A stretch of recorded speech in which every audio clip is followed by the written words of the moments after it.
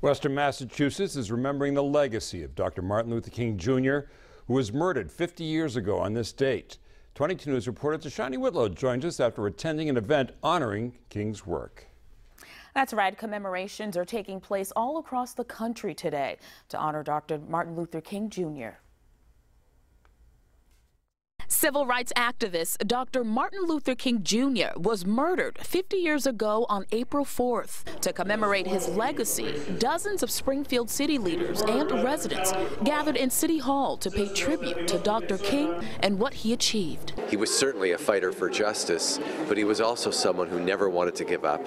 Someone who said, we take one step, maybe two steps back, one step forward, but we're always moving forward. Bishop Talbert Swan, the president of the Greater Springfield NAACP chapter, told 22 News there has been a lot of progress made since King's death 50 years ago, but there's still a lot more work to be done. When he started on his track toward social activism was only 26 years old, so he was himself a young person throughout his entire career, and I think that he would be pushing today's young people to continue along that vein. One of those young people is fifth grader Naziah Yates. I plan on carrying Dr. King's legacy by also getting my education in how I'm doing now, doing different speeches to help motivate people. A Nobel Peace Prize winner, Dr. King is regarded as a hero and remembered as a champion of change. He played a pivotal role in ending legal segregation, which led to the creation of the Civil Rights Act of 1964 and voting rights for African Americans.